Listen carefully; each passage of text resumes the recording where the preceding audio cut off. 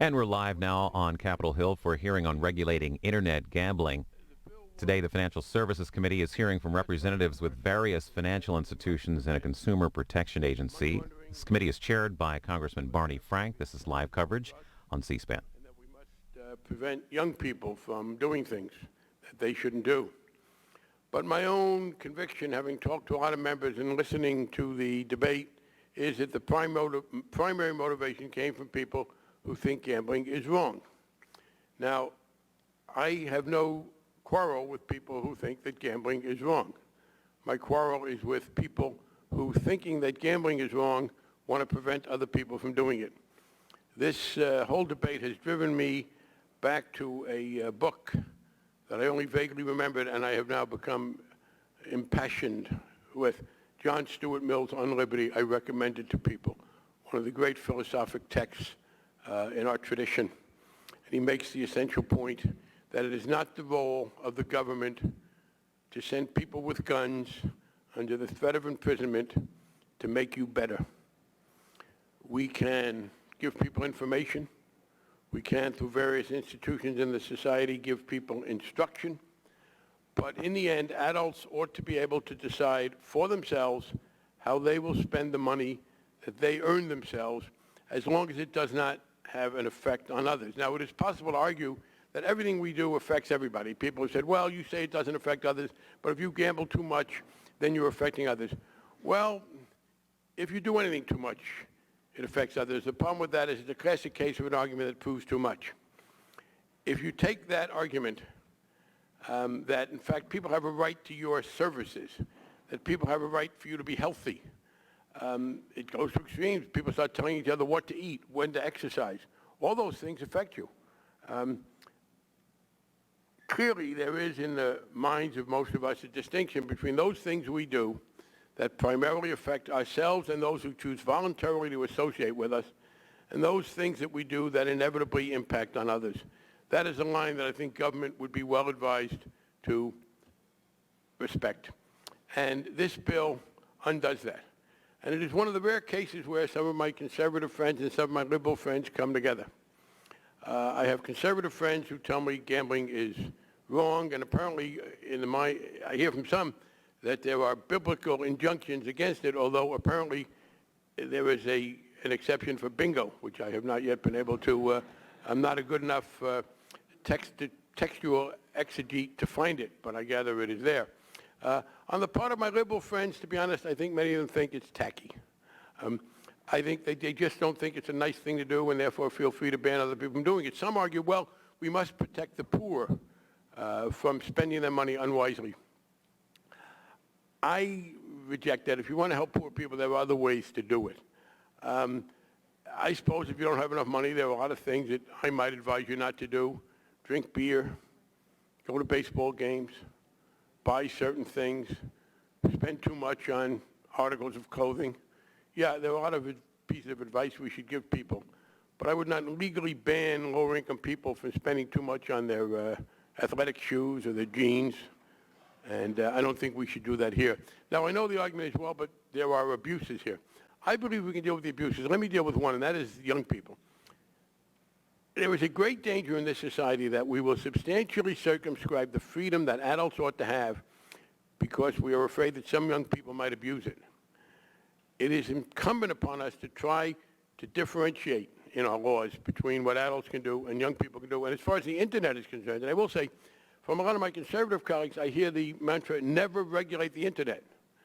And I guess what they really mean is never regulate the Internet unless we find something offensive, and then we'll regulate it. Because this is the most substantive interference with the freedom of the Internet that has ever been enacted into law. People are entitled to be for this. They are not entitled to be for this and then say, oh, but we respect the integrity of the Internet to be free. And let me just close by saying this. We do allow a number of things to go on through the Internet that should be age restricted. You can buy wine over the Internet. You can buy cigarettes over the Internet. You can look at, in fact, the courts have said to us, to the Congress, you have gone too far in terms of First Amendment rights in banning certain kinds of sex-oriented material. Instead, they have said differentiate according to age. So we have been told by the courts, by the Supreme Court of the United States, that it is not appropriate simply to ban something entirely because young people might abuse it. Instead, we are under the obligation constitutionally to do the best we can to differentiate. I think we know that there are ways that you can, not totally prevent, but substantially diminish age-inappropriate uses through the Internet. That ought to be done here. But I again want to repeat, and we're also told, well, gambling is this possible front for terrorism. Well, everything's a possible everything, but there is zero evidence that we have, in fact, had people playing poker so they can bomb buildings. I await that evidence. I hope it isn't there. If it is, I'll look at it, but I don't believe it is. I think, just to close, what we have is people who don't like gambling and think that they have a right through the government to prevent other people from doing it. I regard that as a very grave crossing of the line that we in government ought to respect. I recognize now the gentleman from Alabama. I thank the chairman. And I appreciate the opportunity for us to discuss the legislation that we passed last year. One of the last acts that this Congress passed last year was the Unlawful Internet Gambling Enforcement Act. It passed 317 to 93. And enforcement of the act capped a multi-year effort to protect American families from the well-documented ill effects of illegal online gambling.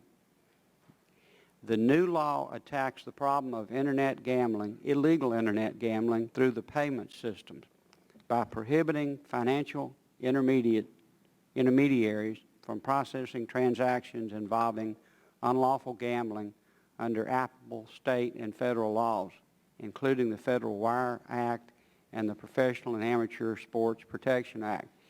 It does not prohibit anything which is not already illegal. It simply enforces the law that has existed in this country for years. As the record developed by this committee and the Judiciary Committee over the past several years has shown, gambling, too often illegal internet gambling, results in addiction, bankruptcy, the destruction of families, and criminal activity. Internet gambling magnifies the destructiveness of gambling by bringing the casino into the home.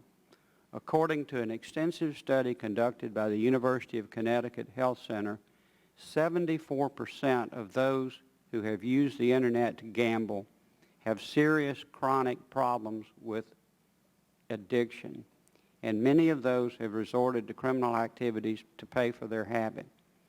One of the witnesses who is with us this morning, Pastor Greg Hogan, will share with this committee the story of how internet gambling addiction placed his high achiever son on a path that ultimately led to prison. The NBA, the NCAA, Major League Baseball, all of those testified before our committee as to the corrupting influence of illegal internet gambling on athletes. Some claim that illegal internet gambling is a victimless crime. The chairman's done that this morning. In fact, the very real victims of illegal internet gambling, the ones I'm concerned about, are the ones he spoke of, the underage gamblers, who by the tens of thousands are becoming compulsive, addictive gamblers. Now, they can't go on a casino. They can't go and bet legally, so they do it on the internet, which is prohibited and illegal, but they do it anyway. They do it in their bedrooms. They do it in their dorm rooms. It is a mushrooming epidemic, leaving in its wake suicides, crime, financial, and family tragedies. The Judiciary Committee, our committee, had several instances of college students who committed suicide as a result of internet gambling and the debts they drove up. When it comes to illegal internet gambling, and I stress, we're talking about illegal internet gambling. So those who are testifying in favor of this bill are actually talking about taking away prohibitions on what is already illegal. If the activity was legal, then it would have been in our court to try to make it illegal. But this is not a debate over whether it's illegal or not. Every state in this union has a prohibition against this type of gambling. When it comes to this type of gambling, illegal internet gambling, there are 3 reasons in particular why it is dangerous.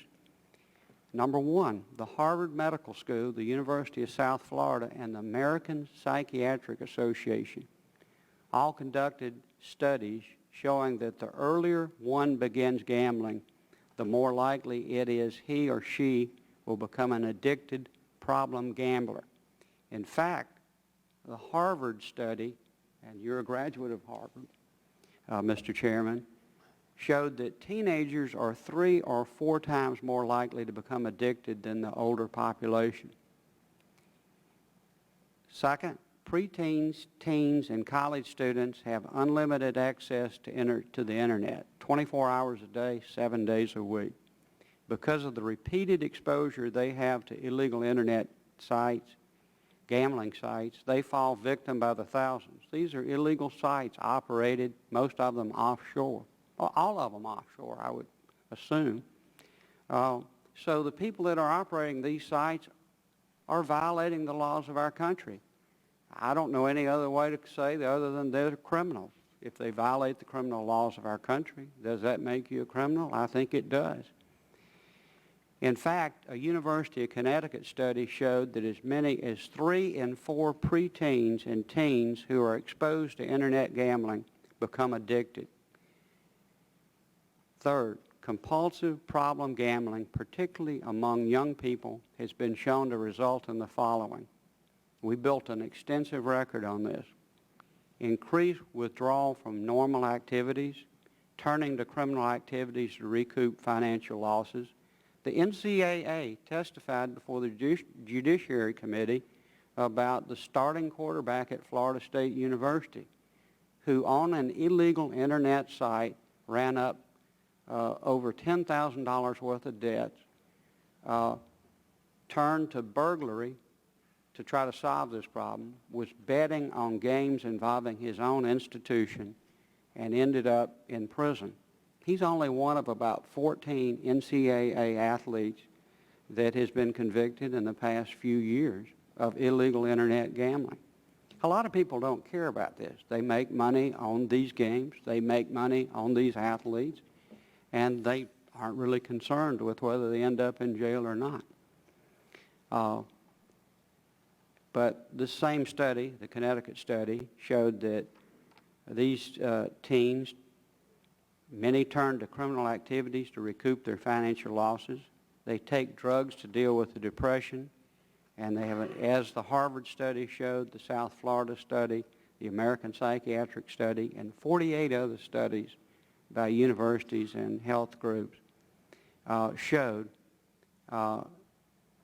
their irresponsible behavior leads also to family and other relational problems. A study by McGill University, and this is in the past 2 years, we didn't have the benefit of this study, found that nearly 1/3 of teen compulsive gamblers have attempted suicide. The University of Pennsylvania has recently found that the number of young people addicted to gambling, largely due to what they found was an increased exposure to illegal Internet gambling, is growing by an alarming 20% between 2004 and late 2005. They call this an epidemic which the country will deal with socially and economically for decades to come. Thus, Congress's failure to act for many years, because of the resistance of many of the people pushing for today's bill, we are seeing devastating consequences of efforts in this Congress for 2 or 3 years to stall our efforts. The law we passed last year has already had a significant impact on the market for illegal gambling services, prompting the major players in the industry, many of which are publicly traded companies in the United Kingdom, to cease their U.S. operations immediately. As reports in the Washington Post and others showed, they spent over $100 million resisting our effort to pass this bill. And yet, just as the new law is in the process of being implemented through regulations that the Treasury and the Federal Reserve are expected to issue shortly, a concerted effort is already underway to undo it. Chairman Frank has introduced legislation that would regulate rather than prevent gambling over the Internet. I don't question his motives, but the bill would establish the presumption in favor of legalized online casino and sports betting, something that the NBA, the Major League Baseball, the National Football League, the NCAA worked for years to stop, and reward and legalize offshore illegal gambling sites that accept bets from Americans in violation of the U.S. law. The licensing regime contemplated by the legislation is premised upon the ability of Internet gambling sites to detect and block attempts to gamble online by minors, compulsive gamblers, and individuals located in jurisdictions that legally prohibit gambling. Let me say in conclusion, Mr. Chairman, experts in the field of online protection and identity verification have openly questioned the effectiveness of technology currently available that attempt to verify age and identity in online settings, and advised the Judiciary Committee that only the prohibition we pass would work. In summary, Mr. Chairman, there's no compelling reason to change the course that Congress wisely charted last year when it passed strong legislation to combat the scourge of Internet gambling. Rather than spending our time trying to undermine the new law, we should be devoting our energies to rigorous implementation. Americans' youth, their families, and communities should expect no less. Thank you, Mr. Chairman. And let me say, this debate is not about whether it's legal. We've gone. Thank you. I just don't want to. We're over 10 minutes. Gentleman from Florida. Thank you, Mr. Chairman. I will be brief. I just want to make a couple of quick points. First, I very much want to associate myself with Chairman Frank's remarks and simply want to point out what I think are certain misunderstandings in terms of the current law. If you were to listen only to those last year who advocated in support of the Unlawful Internet Enforcement Gambling Act and listen to the ranking member this morning, you might have the impression that there is no legal gambling on the Internet today in the United States. That's not true. The law, the way it was crafted last year, in the current state of the law, if you want to bet on horse racing on the Internet today, you can do it with perfect legality. So if your thing is betting on horses, you can bet on the Internet, and we sanction it. If you want to participate in lotteries in many of the states across the nation, you can bet on lotteries all you want on the Internet. Off-track betting is now on the Internet. So the uneven state of the law simply says if you're a horse fan, a horse racing fan, you can bet on the Internet. But if you're a poker player, you can't bet on the Internet. If you play Mahjong, and I represent a district that is probably the Mahjong capital of the world, if you play Mahjong, you can't bet on the Internet. So this statement of gambling versus non-gambling is not, I don't think, reflective of the reality of the law the way we are today. And if I can make one point as to personal responsibility, which I think gets to the heart of some of the objections. I have 3 kids. You could turn on HBO at 1:30 in the morning and probably, very simply, watch movies I wouldn't want my 14-year-old child to watch. Does that mean we should shut down HBO? Of course not. What it means is I or my wife ought to be wondering why my 14-year-old is up at 1:30 in the morning, and if he is, checking to see what he's watching on television if we permit it. But it's not HBO's fault if he's watching something at 1:30 in the morning and I'm not bothering to check on my 14-year-old. Likewise, to bet on gambling on almost all sites, and I understand there's some exceptions, you need a credit card. Well, how does a kid get a credit card? He or she gets a credit card usually because mom or dad or the caregiver or the guardian permits them to have a credit card. And if they're really industrious and they're going about getting these phone cards from Eastern Europe or whatever it is, again, parental responsibility. So I find it somewhat ironic that those that often are so quick to argue parental responsibility, individual responsibility, when it comes to online gambling, all of a sudden parents have no responsibility at all, apparently, to monitor the conduct of their teenage children. The real issue is adults that want to gamble on games of skill in particular, like poker or mahjong. Why not? Why should we make it into an illegal behavior?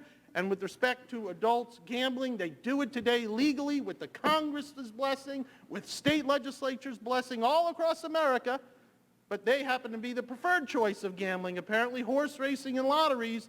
But if you want to bet on poker and mahjong and other games, dog racing, apparently that's somehow immoral. Thank you, Mr. Chairman.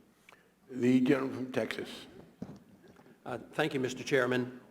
I appreciate this opportunity to talk about this bill, being an original co-sponsor.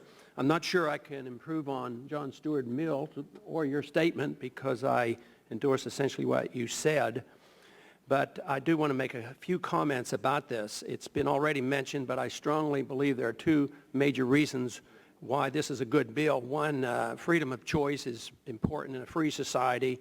Responsibility for improving one's behavior should be the individual, the family, and the church and local community, not the federal government. It hasn't worked before, and it probably won't ever work in the future.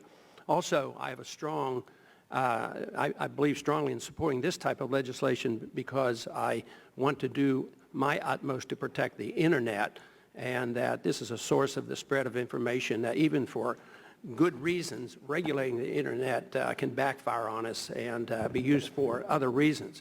Now, I was particularly interested in the Chairman's comments about the economic right to spend one's own money, and I strongly endorse that principle.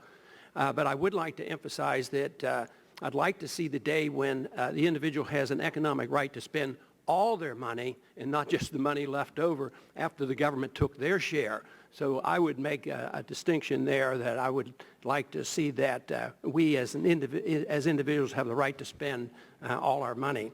But I would like to identify with the ranking member's statement as well, because he has made some very good points, and I agree with his concerns about the danger of gambling. Obviously, the issue of gambling doesn't interest me that much because I don't like it and I taught my kids not to do it. But it's back to the problem of who's really responsible. One thing, if we look at our history, prohibitions never worked. It was a total failure for alcohol, and we're currently failing with drugs. So if you come in and have another prohibition, it won't work. It'll just drive it into the underground. And there's, even in the electronic age, there's ways of doing this. One thing that is interesting in this new age of prohibition is that in the original prohibition era, when we thought we had to prohibit the use of alcohol to improve one's behavior, we did it because of great concern for the Constitution. We amended the Constitution. Then we repealed it when we found out it didn't work. Today, there's no concern. We just write laws of prohibition, whether it's gambling or drugs or whatever. And I think the way we do these things are every bit as important as the issue itself. But I'm a strong supporter of this legislation, and over the years, I had opposed the efforts of H.R. 4411, but I strongly support H.R. 2046 to restore the rights of Americans to decide for themselves whether or not to gamble online, and I yield back. The gentleman from Ohio. Thank you, Mr. Chairman. I'll attempt to be brief. I want to welcome all our witnesses here today, in particular Reverend Hogan, whose church I understand is in Congresswoman Sutton's district, but you live in Hudson, Ohio, so I guess I get to claim you and welcome. And I think that as I listen to the Other opening remarks, I have to tell you, maybe after this hearing, the gentleman from Florida can tell me how you bet on Mahjong. I'm not familiar with that. But, and the other observation about parental responsibility. And The gentleman would yield. I think the interesting question is, from my experience, how do you teach Mahjong players to use the internet? It's been probably 25 years since I played Mahjong, so I don't know. But relative to the credit card issue, I understand the whole thing about HBO and bad movies. But I have two children, one 23 and one 19. I have more than two children, but those are the ones that are of age. And all of them have, both of them have 3 credit cards, and neither one of them have jobs.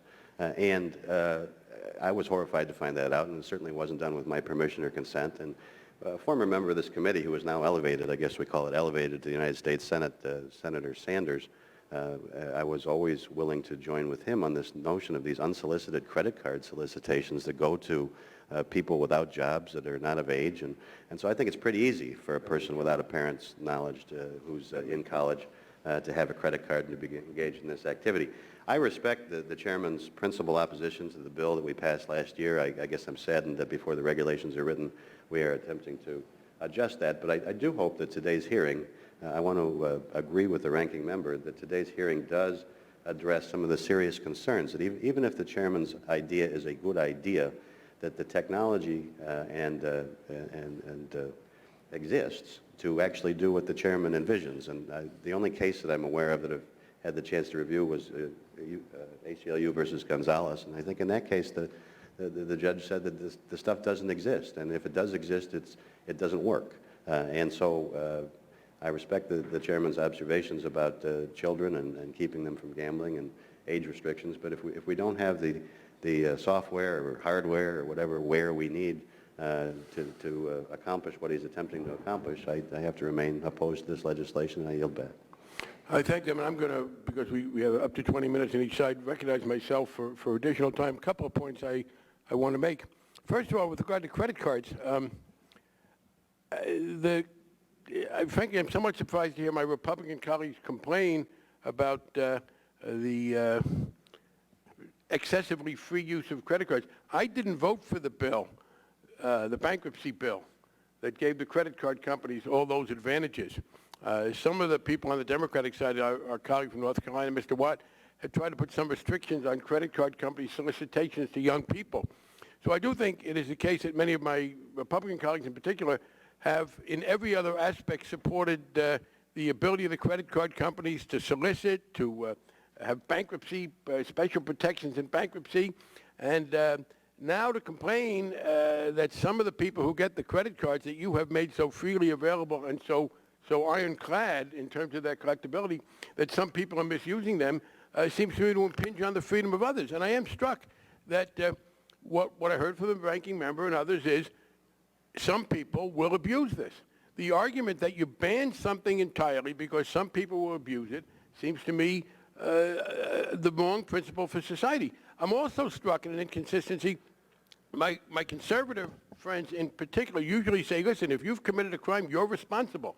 This notion that society made me do it is generally mocked by Republicans when we talk about criminal behavior. And now what we're told is, oh, you must stop everybody in America from doing this because some minority of them will be led into criminal behavior and it won't be their fault. Well, that is an abdication of the principle of personal responsibility. And the other thing I would say is this, in terms of age restriction, I assume we will soon have legislation to ban the sale of cigarettes and alcoholic beverages over the Internet.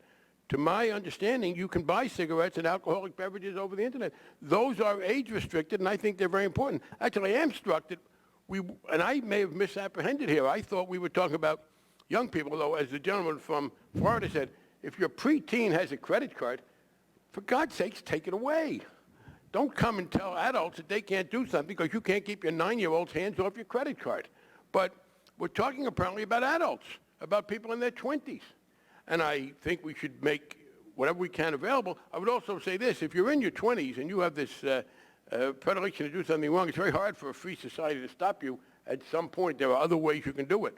But I am struck again that what we are told here is not that this is inherently something wrong. You know, most things that I want to ban They're just wrong. You should never take someone else's money. You should never assault someone. You should never start a fire. You should never cheat someone. But the argument that you make something illegal because a minority are going to abuse it is a problem. And the last thing I would say is this in terms of the consistency issue. Many of my Republican friends have again talked about the importance of free trade and living up to our international free trade obligations. And we have been told that we can't do certain things because we did adhere to the World Trade Organization. I voted no, but we did. And we have to live up to those obligations. We have been found in violation of our World Trade Organization obligations under this bill. And people have basically said, well, who cares? The people who complain about us a little, so we can ignore them. But, people are entitled to one side or the other of the argument, but not to both. Does the gentleman have any more time left? Yes, the gentleman, there's 2 minutes left on your side. If the Thank you. And gentleman- I'll try and just use about 30 seconds of it. And I hope the chairman was using the royal you, because when we had the discussions on credit cards and everything else, I did in fact join with Sanders and Watt and so forth and so on. I happen to not think that this unbridled solicitation of minors and people that aren't financially responsible should have credit cards, one. I thought it was a bad idea then. I continue to think it's a bad idea now. And so... Well, I acknowledge that, if the gentleman, but I was talking about, I thought I was explicit, the great majority of the Republican Party. I mean, the bankruptcy bill was passed by... I'll yield to the gentleman. How much time do we have left on this one? On your side, none, but go ahead. Okay. That concludes my remarks. No. Let me just again say that the chairman has used the word make illegal, ban, prohibit, stop. What we did late last year did none of those things. Internet gambling was illegal, prohibited in all 50 states, except in 1 or 2 rare cases. And in those cases, the law didn't operate. So, yes, we have the right to decide what we're going to make legal and illegal, and we did that in this country, and that's why the Well, yes, gentlemen, what's the purpose of the law? If it was already illegal, what do you need this law for? I mean, we didn't decide that Well, last why did you year. want this law then, if it was already The law illegal? is an enforcement mechanism because even though there was a prohibition, it was a criminal activity to engage in it. People did it in offshore sites, and we weren't able to shut them down. And I will agree with you. The WTO has come in and said it's a violation of the WTO and our international trade agreements for us to try to stop illegal Internet gambling in our own homes, which, boy, is No, quite may I say the quite gentleman? a testimony to the WTO. And No, some what of the these international WTO said agreements. is what the gentleman from Florida pointed out, that it is hypocritical and inconsistent to allow your own gambling if it takes place at a racetrack in America or a dog track in America and ban it when it takes place in a foreign country. What the WTO found us guilty of was blatant hypocrisy and violating the fundamental principle of the WTO, namely that you cannot give yourself economic rights that you then deny to other countries. Well, I think we That was the WTO's I think we principle. let other countries come in if they want to come in and gamble at our racetracks. They're Well, free. but again, you misstated the WTO's principle. The WTO, if we had banned all gambling in America, then I don't think you would have had this WTO case. But what they hit on was that we allow gambling in America. You can gamble on a racetrack in America or a dog track in America or state lotteries or a whole lot of other things, but you can't. And I guess, look, I suppose the next thing we'll see is that young people are buying too many scratch tickets. I don't know how you stop them doing that. Well, of course, your scheme that this legislation today was still the WTO has indicated they're still going to challenge what you do because it restricts access to our U.S. market. Yes, and I would like, if we had jurisdiction, I would restrict that as well. Our committee doesn't have jurisdiction over that. I would go further. In fact, they've indicated that that it's going to be easier to challenge the WTO challenge if this legislation passes. No, I don't believe that's the case. Is that right? No. We've already been found in violation. How can it be easier? Well, I mean, it's got we- arbitrary opt-outs and Well, no, but it's already- carve-outs, which they prohibit. You mean for the sports teams, the leagues? Yes, we did give those arbiters of absolute moral superiority, the professional athletic leagues, in a concession of reality, the right to opt out. Well, let's get to the witnesses. Let me begin. I think the first witness, the gentleman from Texas, is going to introduce. Thank you, Mr. Chairman. Chairman Frank, Ranking Member Backus, I am pleased to welcome Radley Balco, Senior Editor of Reason Magazine, one of my favorite publications, to the hearing. Mr. Belko is one of the most perceptive critics of government policies that prevent individuals from engaging in what the government considers immoral or unhealthy behavior. Mr. Belko's defense of civil liberties has appeared in a wide range of publications, including the Wall Street Journal, the Washington Post, and FoxNews.com. His writings on the militarization of law enforcement were cited by Justice Stephen Breyer's dissent in Hudson versus Michigan case. I'm sure my colleagues will benefit from Mr. Belko's thought on how banning Internet gambling is inconsistent with constitutional government and a free society. Welcome. Please go ahead. And let me thank you. I know you went to some considerable trouble to get here, and we appreciate that. Sure. Thank you, Congressman Paul. Mr. Chairman, distinguished members of the committee, again, my name is Radley Balco. I'm a senior editor with Reason Magazine. Was also former policy analyst at the Cato Institute. I've spent a good deal of my time writing and researching civil liberties issues, including the problems associated with the prohibition of victimless crimes. I also would like to commend Chairman Frank for his work defending individual freedom, and I thank the committee for inviting me today. The Unlawful Internet Gambling Act was passed under rather dubious circumstances and passed the U.S. Senate on the last day of Congress, late at night, with no floor debate, after being attached to an unrelated port security bill. My problem with how the bill passed, however, is beside the point. Let's get to the crux of this issue, Mr. Chairman. What Americans do in their own homes with their own money on their own time is none of the federal government's business. Take online poker, by far the most popular form of online gambling. Poker has enjoyed a surge in popularity over the last several years. The game is about as mainstream and uniquely American as baseball. Poker evolved from similar card games in the early 1800s, then flourished in popularity on Mississippi's riverboats, winning over such iconic American aficionados as Mark Twain. Today, most daily newspapers have a poker column, including the New York Times. The game saturates cable television, and until recently, even members of the Supreme Court had a monthly poker game. Online poker is merely a new evolution of the game, similar to the way Civil War poker games introduced the straight and gave us variations like draw and stud poker. The Internet merely removes the geographic barrier preventing those who love the game from finding opponents of similar skill who are willing to wager similar amounts of money. No one is hurt when 2 or more consenting adults sit down for a game of poker, be it online or in person. Why any of this should be of concern to the federal government is rather perplexing. I respect the fact that many Americans and many members of Congress may have moral objections to gambling, online or otherwise. To them, I'd say simply, well, don't gamble then. But in a nation where Las Vegas is one of our fastest growing cities and most popular tourist destinations, where Indian casinos are commonplace, where horse racing is a national pastime, and where nearly every state in the union derives public funds from state lotteries, singling out Internet gambling for prohibition seems arbitrary and, frankly, hypocritical. Yes, it's possible that a parent could bet away their family savings or their child's education fund in an online poker game. They could also fritter that money away on eBay or on booze or fancy cars and exotic travel. But these are personal decisions. And if a free society means anything, it means we should have the freedom to make bad choices in addition to good ones. The ban on Internet gambling punishes the millions of Americans who are wagering online responsibly due to anecdotal evidence of a few who may do so irresponsibly. It's an affront to personal responsibility and symptomatic of a nanny-statist government that treats its citizens like children. A government based on the principle of liberty doesn't police the personal lives of its citizens for bad habits, at any level, much less at the federal level. Supporters of a ban on Internet gambling say the industry is unregulated, that underage people are likely to gamble online, and that it supports money laundering and similar criminal enterprises. But these are all problems wrought not by consenting adults' decision to gamble, but by the government's decision to prohibit it.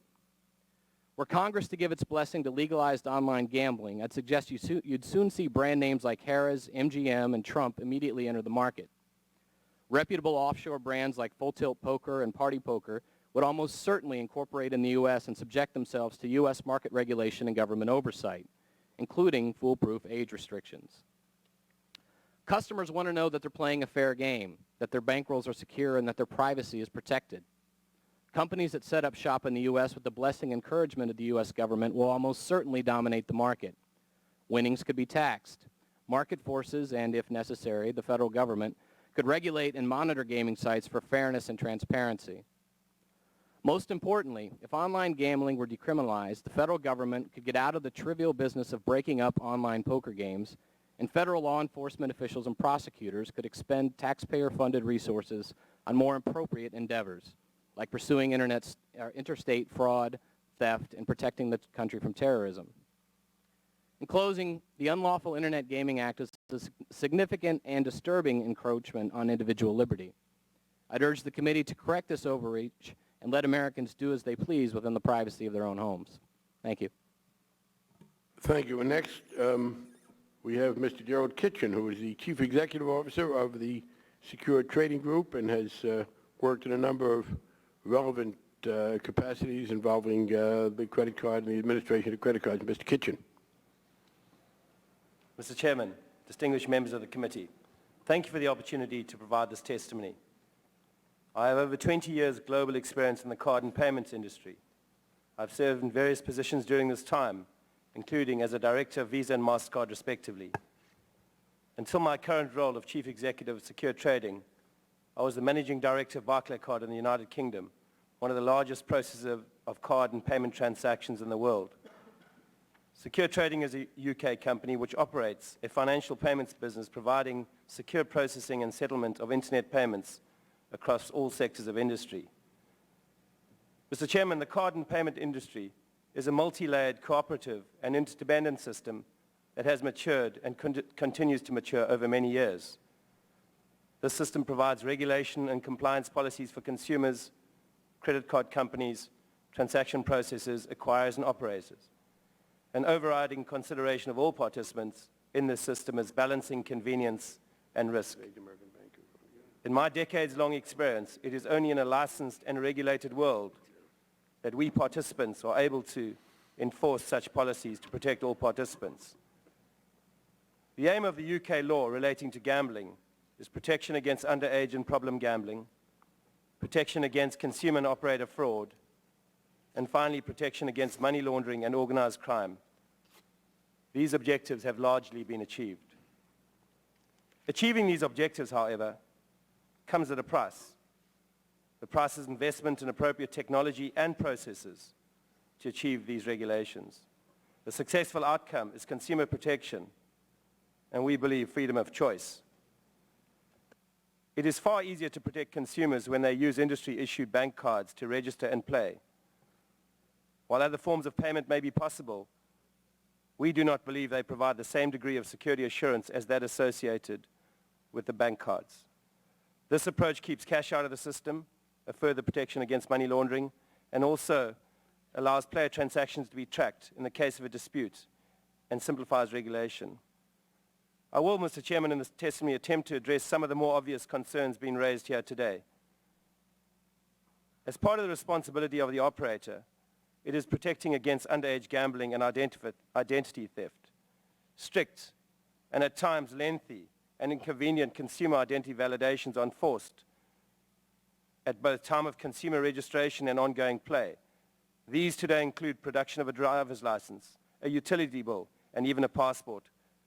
Know Your Customer, or as we refer to it as KYC, provides a critical form of protection to the consumer when playing and when registering. Under prohibition, with unregistered operators, it is not possible to validate or authenticate that this practice has been adhered to. Underage gambling is without doubt a concern. As a father, I too share this concern. A further guard against this is the rules of credit card companies today who do not issue credit cards to minors. In the case of sponsor card issues to minors, they can be tracked as the issuing bank flags these cards at the time of issue. A subsequent authorization request from such a card is declined when it is received from a gambling operator in a regulated world. The challenge of compulsive gambling is not something we underestimate, nor am I an expert in this field.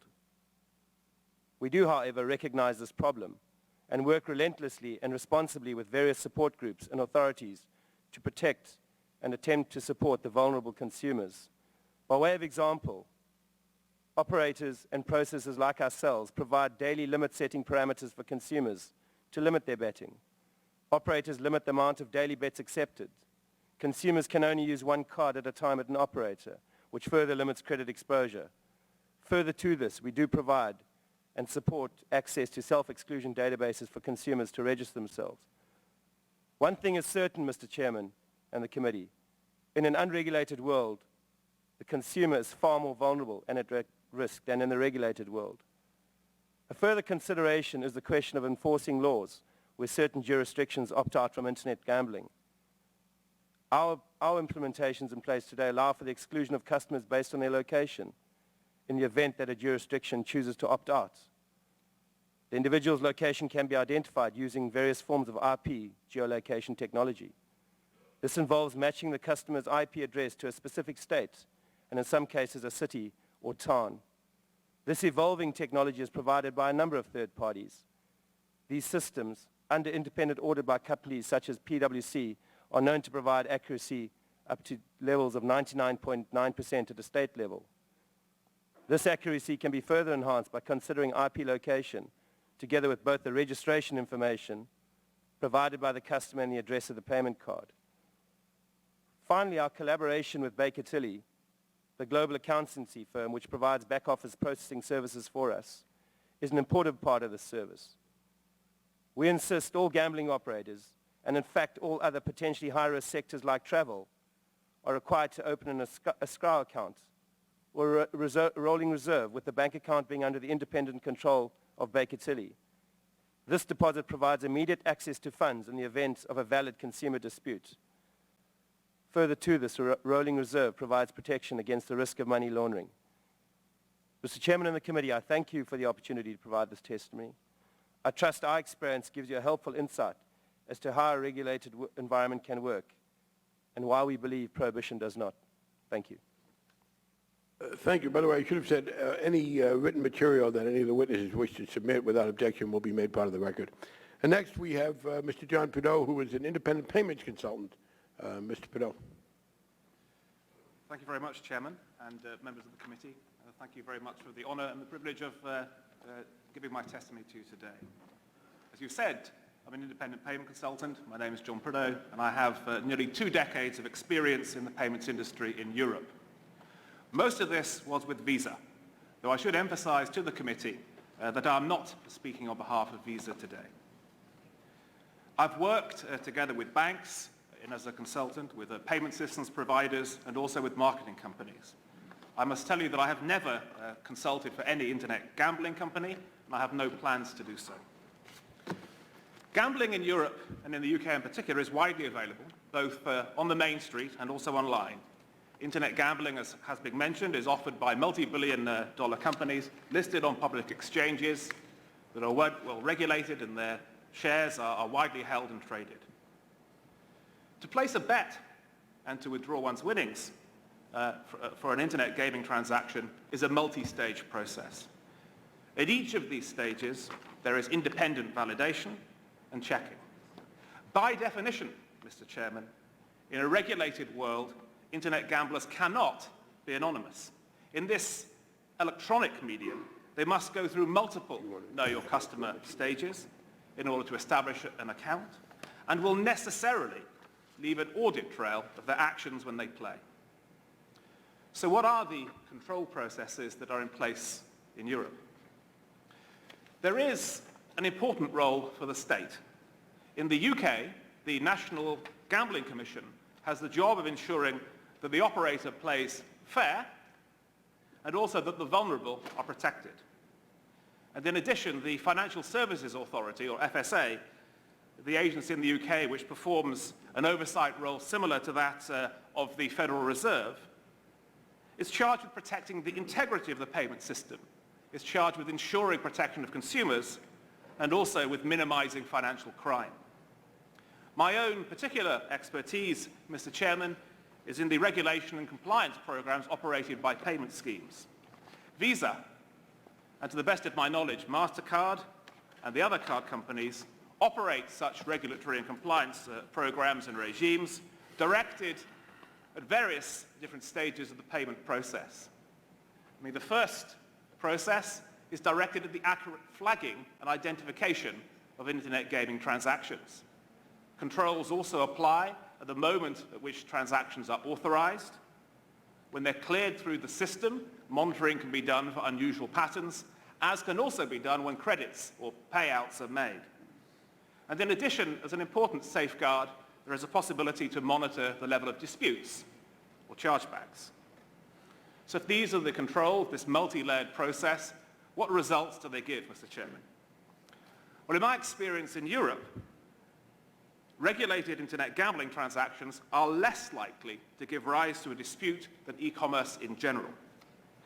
Certainly, regulated internet gambling is significantly less dispute-prone than other digital sales, such as music downloading or internet service provider subscriptions.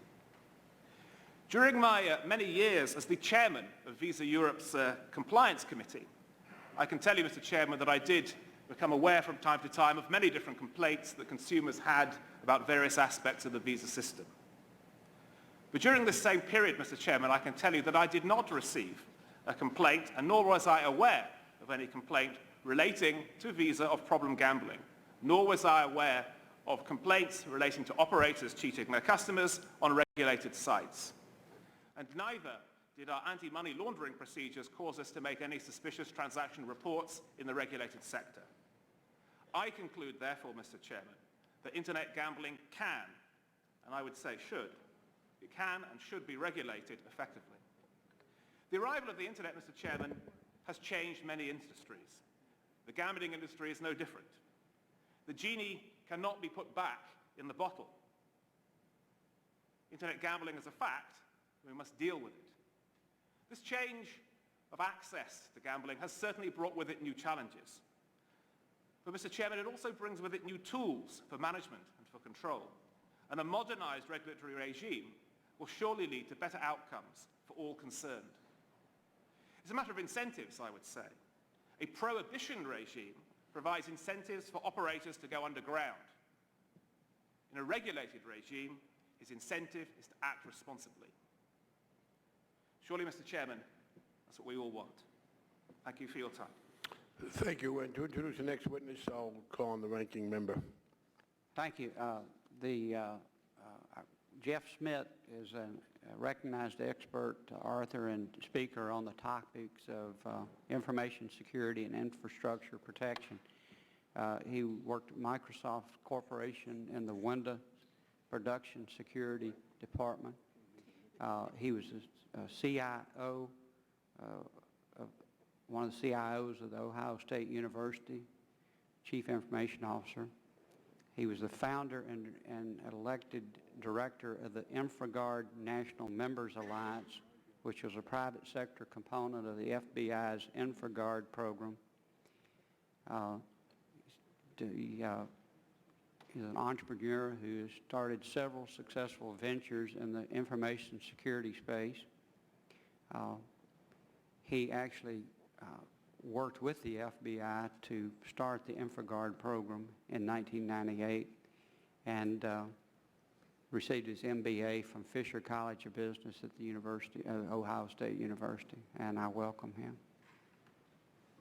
Thank you very much to the chairman and to the committee members. Appreciate the biographical information. I can now scratch that off of my list here. I have been in the information security space for the last 15 years and focused specifically on identity and authentication related issues for the last 3. I come to you today with the luxury of not having an opinion about internet gambling. That's not what I'm here to talk about. I'm a security practitioner, and it's my job to give you a candid review of the state of the art with respect to 2 specific technologies and techniques that we've been talking a lot about today, namely identity and age verification, as well as geographic location or IP geolocation. My written submitted testimony contains several pages of excruciating detail on these particular technologies and techniques, and again, a candid explanation of the state of the art. I'm going to skip to the highlights. These technologies are not reliable in their current form today. Technologies that attempt to identify a person's age as well as identify their geographic location will fail on the order of 20%. These numbers come from the vendors of these technologies themselves.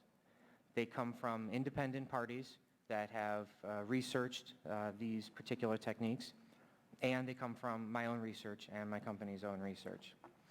Again, 20%, I don't know if that's good, bad, or indifferent for the application that we're talking about today.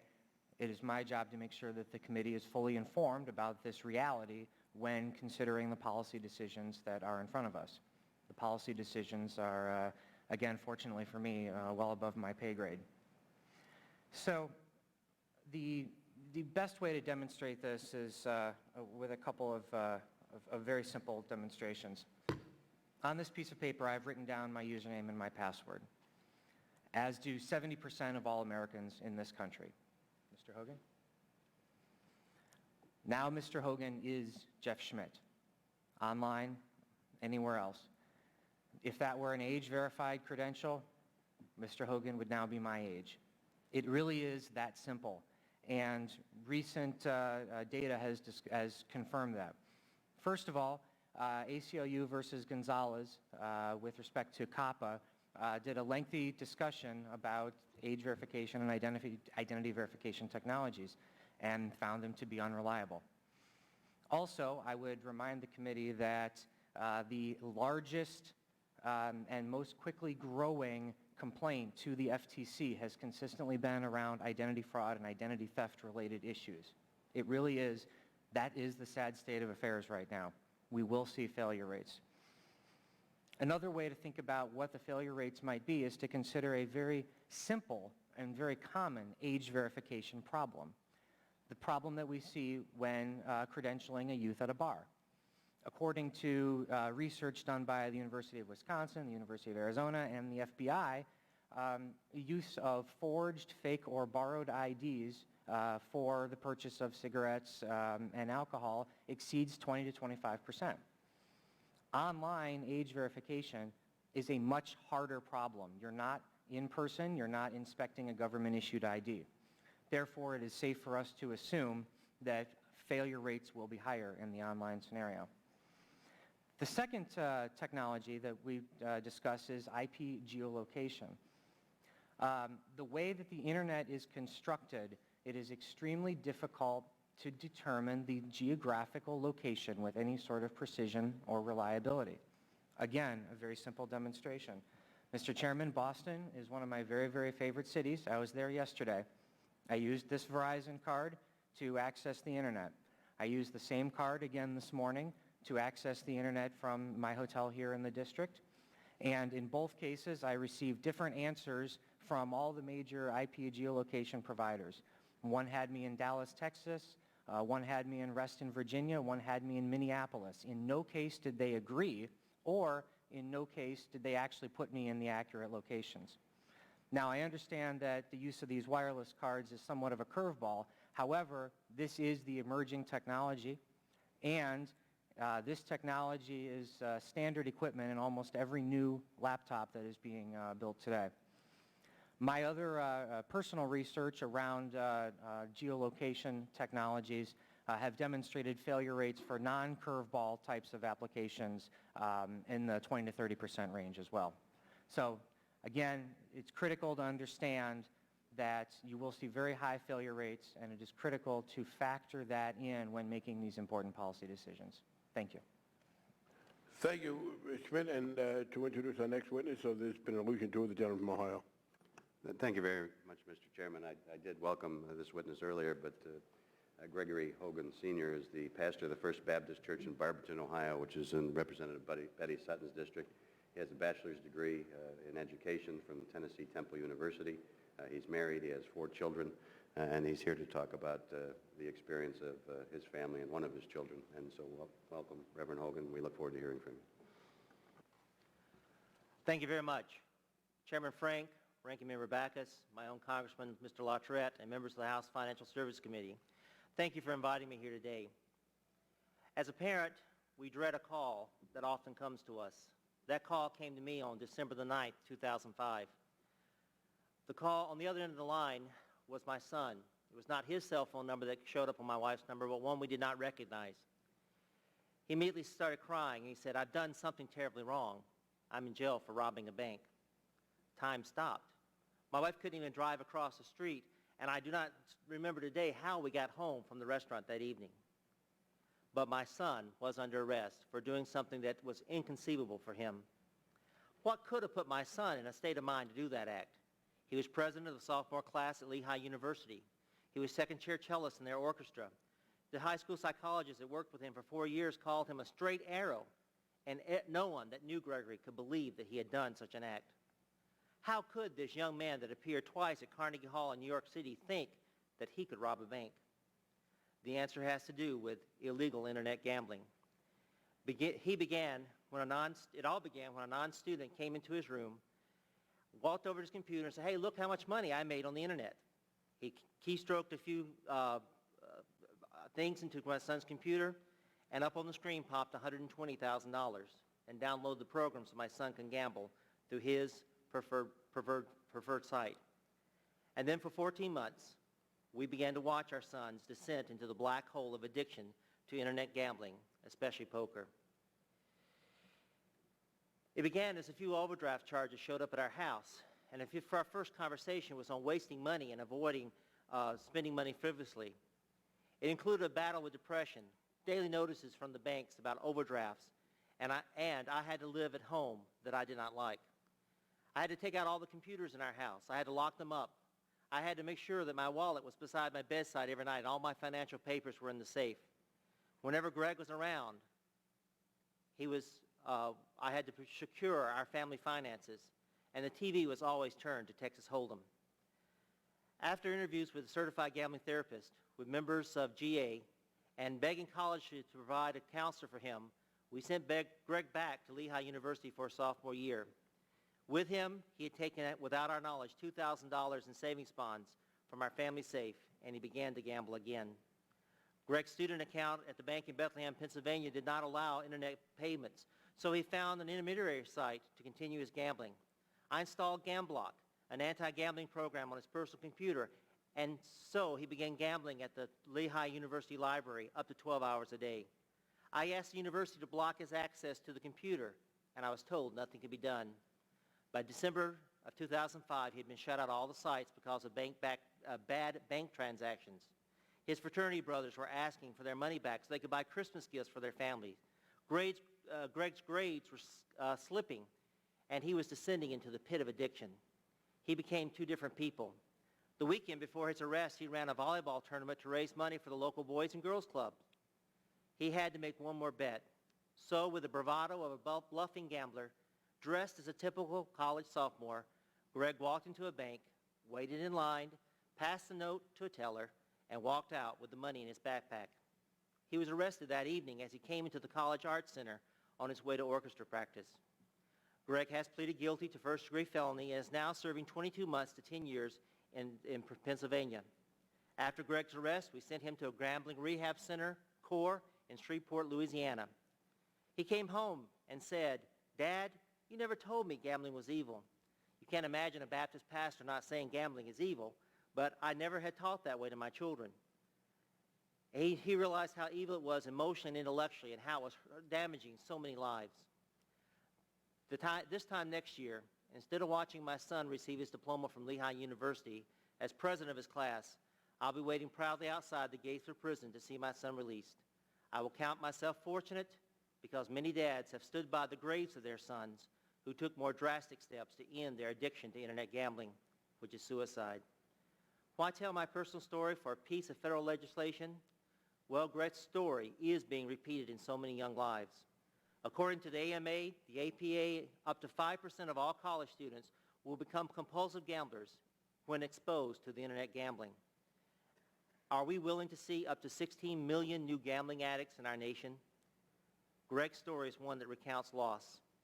I have met many people who have $30,000 to $50,000 in online gambling debts. Many people drop out of college.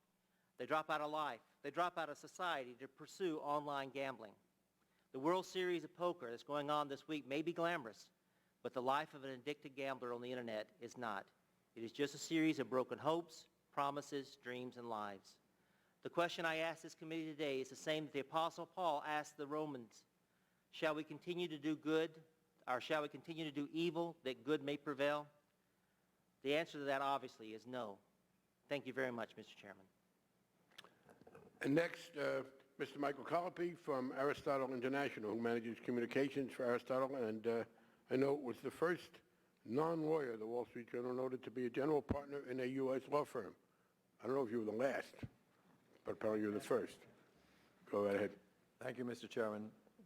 I just want to add to your comment about John Stuart Mill. Your predecessor and my family friend, Bob Drinan, said years ago, referring to how some of these debates develop, that policy is often formed by the voices that are heard rather than the realities that exist. He said if René Descartes were alive today, he wouldn't say, cogito ergo sum. He would say, dico ergo sum. I speak, therefore I am. And so, reluctantly drawn by that dictum, I'm here today. I thank you. My predecessor, Father Drinan, was much more adept at Latin than I should acknowledge. Moving right along. There are so many things that in his day and now have to be elucidated by these hearings, and that is why Aristotle, the company that is the leading provider of verification technology for most elected officials in the United States, and is also now the industry leader in online age and ID verification, insisted that I respond to your request and be here today. So I'm going to make a few generic remarks, and I want to address head-on some things that are said here today and that are put about by PR and interested parties in confusing an issue that must be seen clearly for policy to be framed in a coherent and effective manner. Number one, let's look at what society wants to do, which presumably is to do the right thing, protect our most vulnerable members, mitigate risk of fraud and abuse and so on. And then the second question is, what is the market? What is the free enterprise system doing to address these issues? Those are two fundamental questions. First off, we have to point out to the fact that while time flies, technology rockets forward, that technologies that were discussed in just the last Congress are now almost obsolete. I know, for example, that there was a report aired in November 2005, which I believe we have, right? Let's have a look at it. This is from 60 Minutes, November 2005. To test that, we gave Alex Hartman, the 16-year-old son of this story's producer, his dad's MasterCard. Why can't a 16-year-old just pretend he's his father? You know, he can go online, he's got his father's credit card, and he reads you off all the numbers. That 16-year-old's got to give me 4 to 5 pieces of information about him, relative to his bank account, his personal details, where he lives, and other things. So I could be 99% comfortable that this 16-year-old doesn't even get through my front door. This is his front door. Payne's company owns Paradise Poker, and it appears that he's right. Something made the computer suspicious about Alex. Warnings kept popping up, you must be 18 or older. And then he was rejected. But then Alex did what most kids would. He tried another site and another. On the third try, without any questions about his age, he was approved. In 5 minutes, Alex was playing roulette. Place your bets, please. In 10 minutes, All right, all black. he was $100 in the hole. No.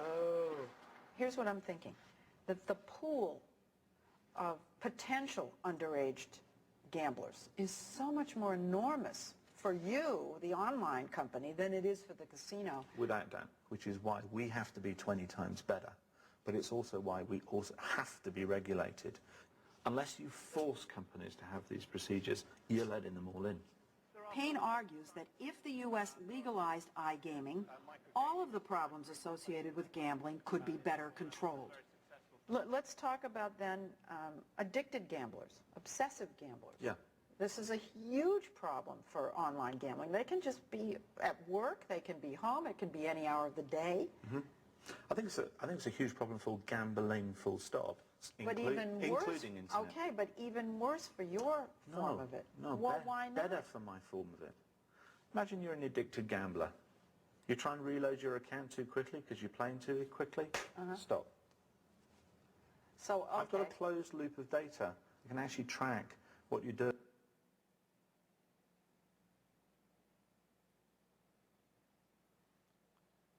Mr. Chairman, many of the points you made resonate with this report. But as I said, that was in November of 2005. 60 Minutes re-aired it in November of 2006 because members here and elsewhere were saying they weren't aware that there were any technologies available that could age verify and identity verify. The court record that was referred to earlier is already being noted as an example of judicial opinion that is way behind the times. Right now, the company that I represent here today, Aristotle, and others, are doing tens of millions of high-risk verifications all the time. All the major motion picture studios that show R-rated trailers use the verification system to keep kids out. Tobacco sales. In the state of Virginia, it's on the books that you have to have online age verification. We have not had a single sale get through the system. California has similar rules. So That's do our internet sales. Online internet sales and marketing. So I'd like to point out that, like 120 years ago, there's a great cartoon in Punch where two wealthy socialites are rolling along in a carriage. And on all sides of them are vehicles driving by. And one fancy lady says to the other, they're show-offs. They say bold things about what they can do. That cartoon applies to much of what I hear being said now about online age and ID verification. I'm not making a bid for gaming in any form. I'm simply saying that we have to have an honest and truthful representation of what is possible. And that brings me to the second part of it. What's the market doing? Why does American Express use it? Why do 350 major financial institutions use it all the time? They're not doing it for their health. They're doing it to mitigate risk. They're doing it to make sure they're not sued for dealing with underage kids. On the question of credit cards, by the way, a very important point to be made. The U.S. Operations of Visa, MasterCard, American Express, and others have a prohibition on the use of credit cards for verification for a very specific reason, that credit cards were, in fact, sold and distributed to many people who are therefore underage. But there are also other reasons why they do not believe that a credit card by itself is a sufficient proxy for age. That is a very important point. It's not a sufficient proxy for age. It is a system with lots of weaknesses if just the credit card is used. However, when you use a mix of data, as Nigel Payne mentioned here, and as others have said, and you use state-of-the-art technology, including geolocation, which despite what Mr. Schmidt said here today, which was an technologically incorrect representation of the technology, you can identify up to a very high degree the location of an individual where they are accessing from where they are accessing your site. I'd like to make another point. Many of these arguments are put forward by interested parties who don't want to be inconvenienced by child protection. That should not be taken as a technological argument. Ours is the leading technology in this field, but there are many others. None of us have been surveyed by the opponents of this. The most definitive paper by Adam Tierer includes no data, and he spurned a request to look at the state-of-the-art of online age and ID verification. I put that before you when you're listening to these dramatic tales about how unreliable these systems are. Thank you. We'll get to the question now. We may have a chance for a couple of rounds. I'm struck here, actually. We talked about age, but it does seem to me as I listen to the sad stories of some of the younger people who have been involved, that we're not talking about 10 or even 15-year-olds. We're talking about college students. So first of all, we ought to be clear that the age verification issue seems to me to be secondary in that the sad tales we've heard tend to be young adults. And so whether age verification is good or not good isn't going to resolve the problem of people who are 18 or beyond. And then you do get to the philosophical question. Do you prohibit some adults from doing something because a small number of adults are going to abuse it?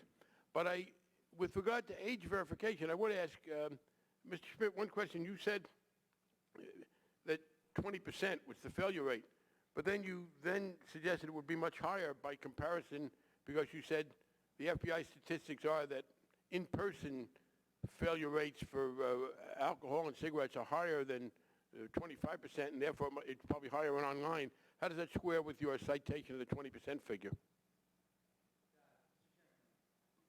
Mr. Chairman, the 20% number was a general number for both cases. I think you can make a case very strongly that age and ID verification would fail to that level or greater. Well, no, I guess by my arithmetic, no. If it's 25% for in-person and it averages out to 20%, online must be below 20%. It's certainly because how do you get, if you start with 25% and you wind up at 20, somebody's got to be below 20.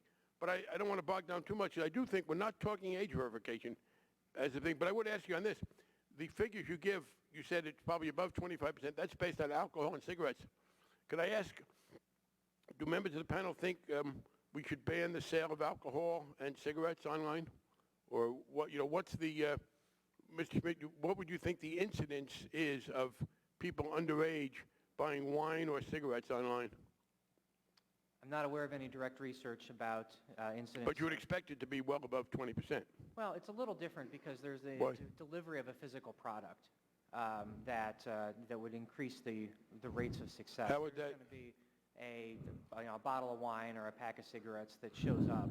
You don't think that children, you don't think that 15-year-olds clever enough to get by this couldn't find a place to have the mail delivered? I would expect it to be lower, probably not dramatically lower, but All right, well, but I do want to make that point today. My point is this. We have real reasons and reasons that are advanced. I think the real reason for this legislation is that people don't like gambling and don't think other people ought to gamble. I think there is a moral disapproval of gambling. And I should add, I don't gamble. For one thing, I have a short attention span. And you can't gamble if you're thinking about something else. You're going to lose your pants. And that's why I don't gamble. But I don't do a lot of things. And I certainly do not think the world should be restricted to things I like to do. But to the extent that it is age, here is the great inconsistency. I have had people who were strong advocates of this bill, but they're also strong advocates of selling wine over the Internet.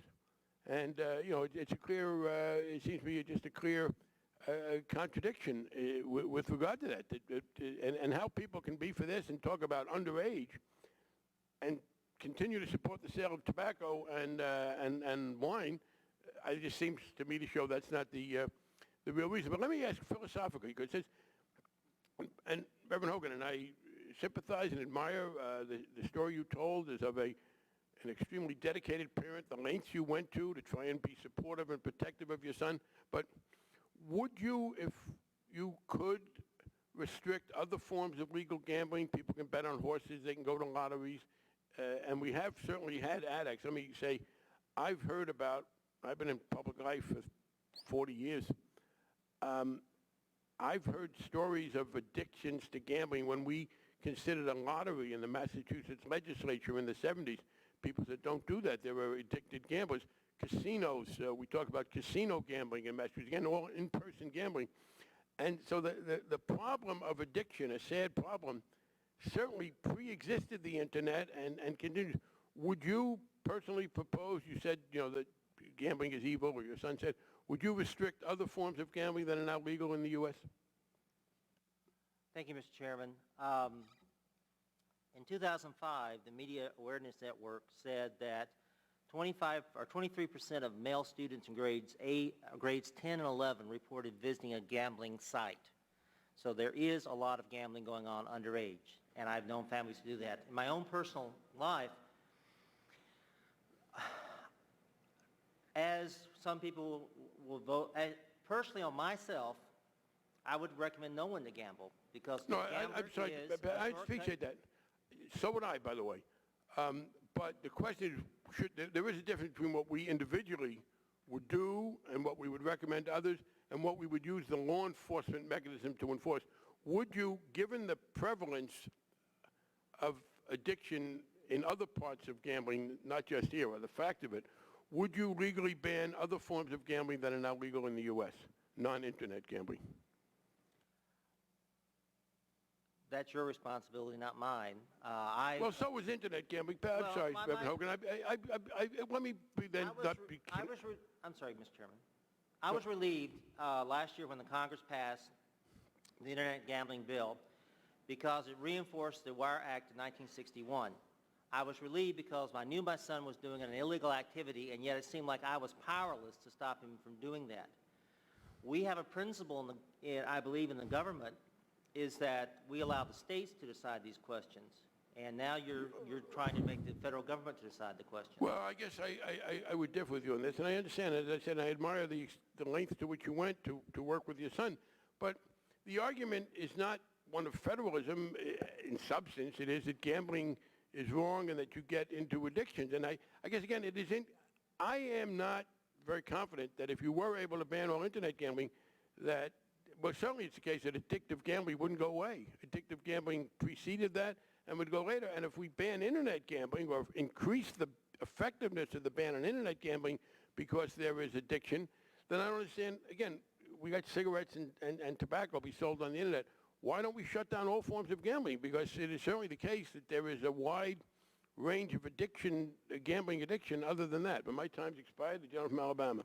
Well, I'm sorry, I don't mean to... Oh, I'm sorry. Thank you, Mr. Chairman. I'm an American Baptist pastor, and the American Baptist denomination has passed a resolution against gambling. In all forms.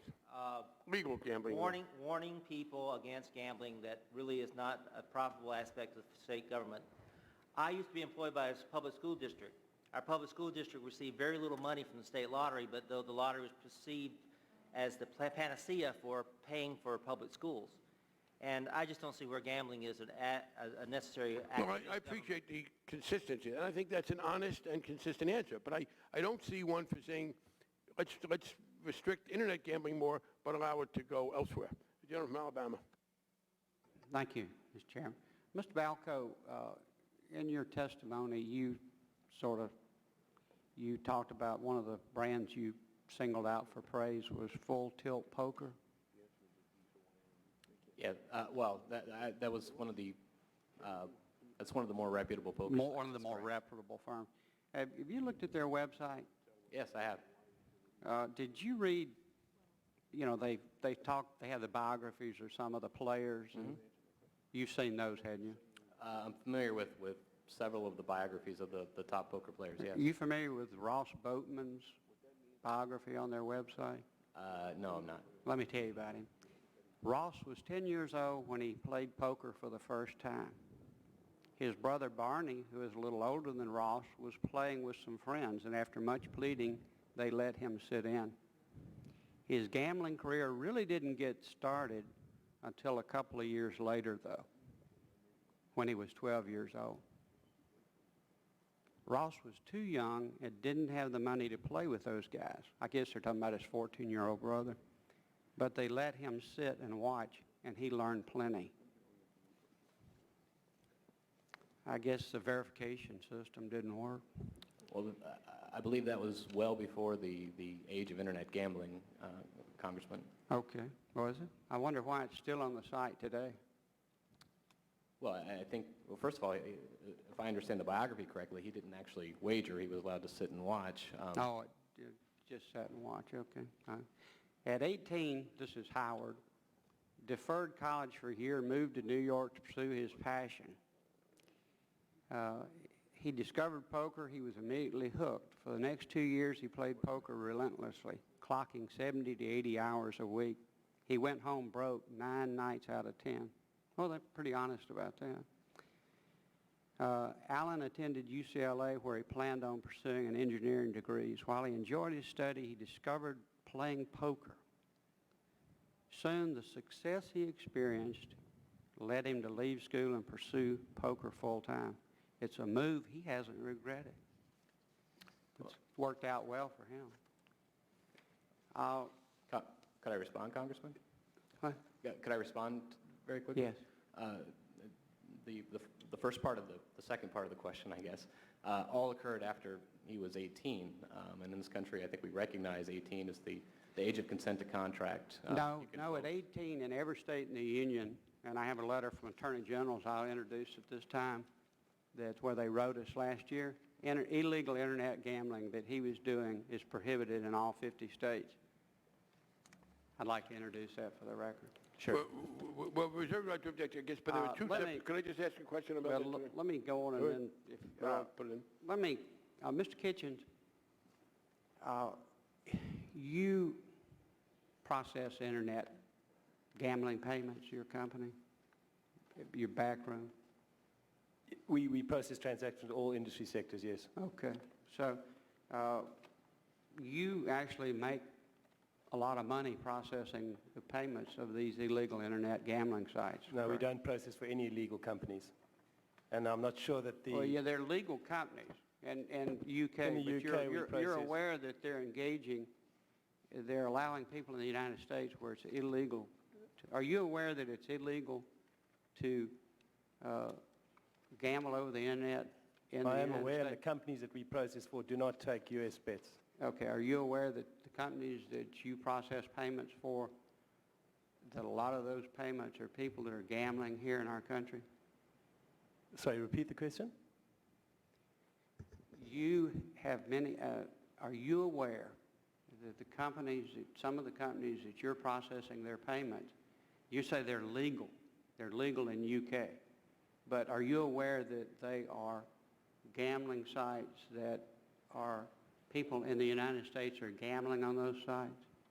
No, I'm not aware of that. Secure Trading, not the aware of company of that? which I'm chief executive, does not process. No, just, okay, what, you're not aware? The companies that we process for do not take bets from U.S. consumers. Okay. How about the ones that did before the law passed last year? Well, I joined the firm as previously managing director of Barclaycard. I joined before the ban, and at that point, my company was doing none of that. So you don't have any financial interest in any of these, in any internet gambling sites? Absolutely not. We're a processing company, and we process transactions, which obviously has a You price. don't do business with internet gambling sites? We do business with internet gambling sites who are legalized and regulated in the United Kingdom.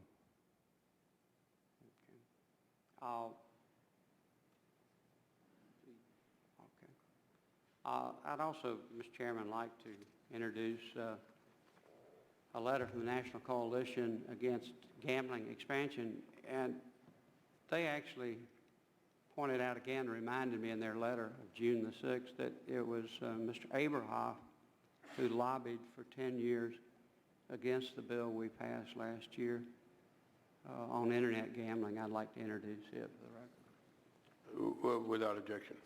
And finally, I'd like to introduce a letter which I received last week from NFL, Major League Baseball, NBA, NHL, and NCAA.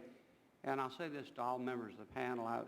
Are y'all aware that this Congress in 1992, bipartisanly and overwhelmingly with a vote in the Senate of 88-5, passed the Professional and Amateur Sports Protection Act, which prohibits internet gambling of sporting events online? So it wasn't actually our bill last year. Mr. Kitchens, were you aware of that act? Are you familiar with that act? Committee member, I've been asked to comment on the effectiveness of regulation of the internet. I'm not aware of the fact that you're stating. No, I'm not. I'll just, let me introduce this. It also points out that, well, there's very strong opposition to this bill today, which they believe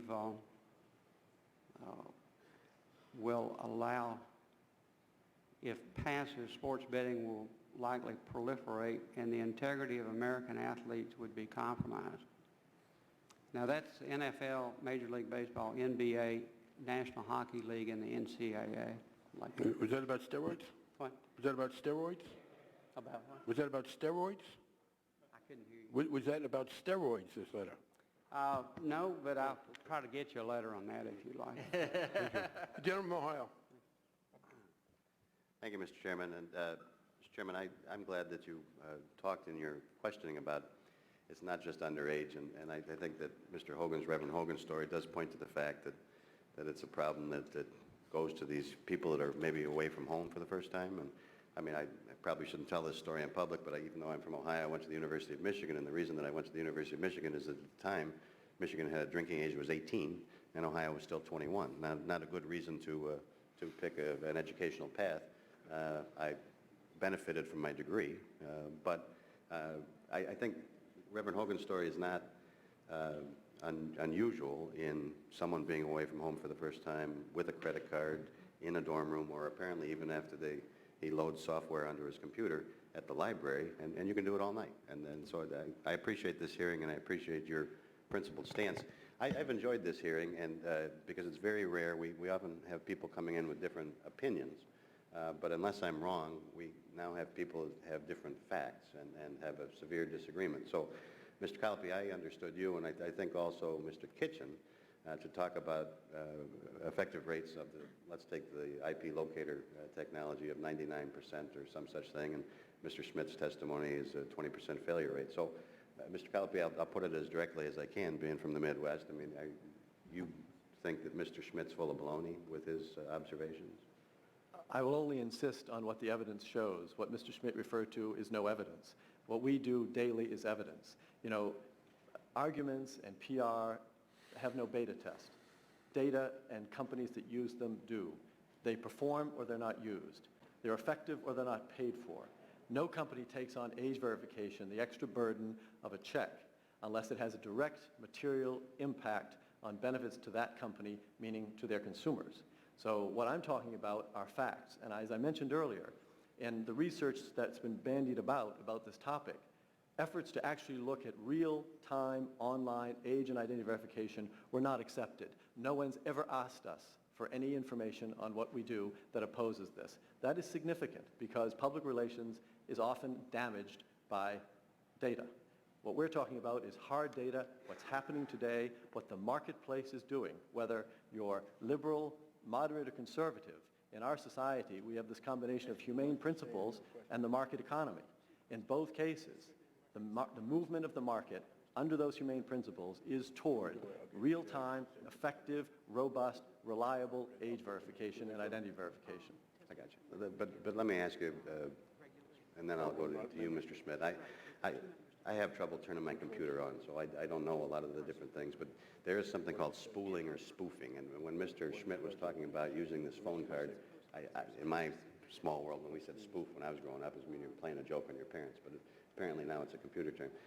Are you indicating that Mr. Schmidt's experience with whatever he used, and I'll ask him about that again, where he got 3 different answers on where he was and none of them were Boston and Washington, is nothing more than a story that he's telling? Again, I can't comment on data I haven't seen or a fact base that's put before me. I've never seen any of that information. In prior events like this, there's been no hard data presented. The hard data that I see all the time is what the Aristotle operation shows. Now, the other important point here is that in doing work, for example, for the New York State Lottery, no offense, Mr. Chairman, but we actually assist them in complying with agreements they have with other states. I don't mean an offense to what you said, but to bring up that lottery question again. This is a contentious issue, and as the Reverend said, people have different views about it. But as an operational matter, which is the only thing I'm talking about, as an operational matter, it's fundamentally important that the state of New York know that the purchaser of that ticket is within the state of New York. It's also fundamentally important for banking operations, both internationally and nationally, to know where somebody is when they're attempting to execute a transaction. What was said earlier about how unreliable it is does not square with the facts of 2007, but it probably is relevant to the facts of 2001. I'm suggesting that technology in the service of social good in the private sector is here, it's available, it's effective, and we should be using it. I appreciate that, and I just, by way of commercial, I use your software and never been fined by the FEC, so I appreciate it very much. Mr. If the gentleman would yield, for a representative from Ohio, that's a significant statement. Oh. Yeah. Well, Mr. Schmidt, let me ask you the same question, because I listened to your testimony and I listened to your story about the IP locator and your experience, and so is it a fair representation that you and Mr. Colopy don't agree on this issue, and are, well, I guess, are you willing to stand up for yourself? Because basically he says that you have, well, I'm not going to put words in his mouth. You heard him, so what do you got to say? I believe it was full of baloney. No, that was my question. He did not say you were full of baloney. I asked him if you were full of baloney. He would not respond in that kind, and so no. Well, first of all, as an Ohioan that went to Michigan, I'm having a little trouble over here as a Buckeye myself. I got it. So. I got it. I in addition, rely on the facts and the data. And the leading provider of IP geolocation data says that their data is 99% accurate to the country, 85% accurate to the city, and 85% accurate to the state, and 80% accurate to the city. Okay, that's the leading provider in their own. So In our research, and my company uses geolocation data as one of many factors to determine information. It cannot be solely relied on because it is unreliable, but it is perfectly valid for one of many factors. We found reliability in the 70 to 80% range in general. Again, that's from factual operational experience. Now, two comments. First of all, the experience that I had with the wireless card that I mentioned with respect to DC and Boston, that was with no attempt on my part to actively circumvent the system. That's a standard issue piece of technology from the carrier, not unlike the technology that's embedded in many laptops these days, with no active attempt by the user to circumvent it. IP geolocation is absolutely trivial for a user to actively circumvent. So in addition to its inherent unreliability with no active attempt to subvert the system, it is absolutely trivial to subvert through a whole host of technical measures, none of which are terribly difficult.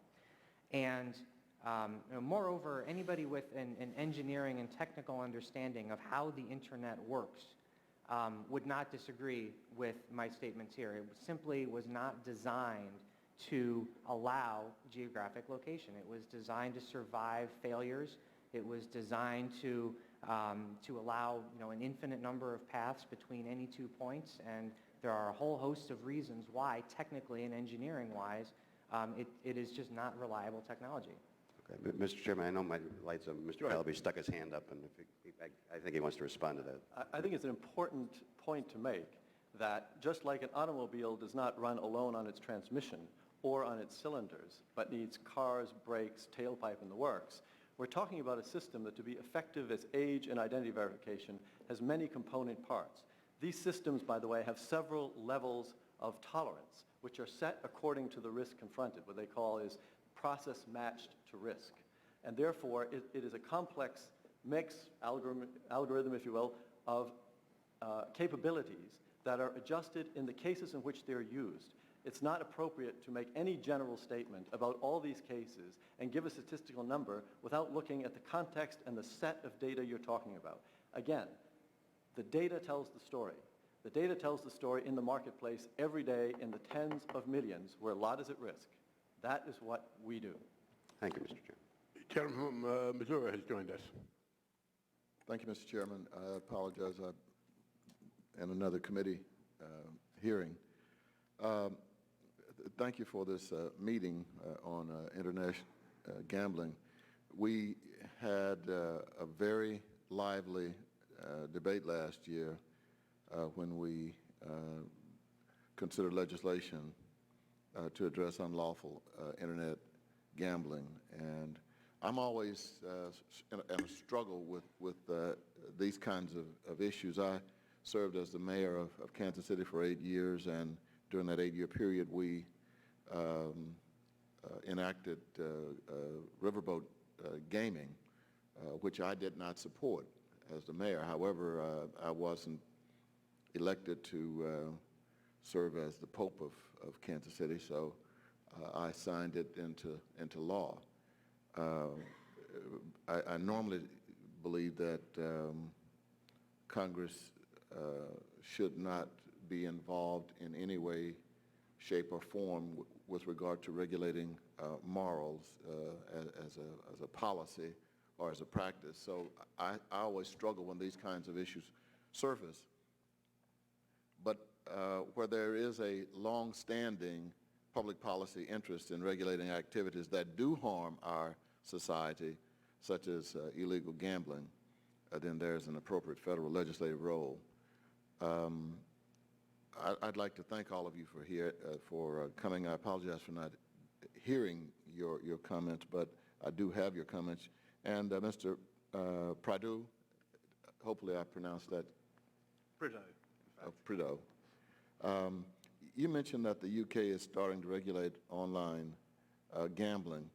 I wonder how many people are gambling on the regulated sites versus the ones in countries such as Antigua that have fewer regulations. And is there any data available that the UK's experience with regulating has actually reduced the problem of with regard to gambling behaviors?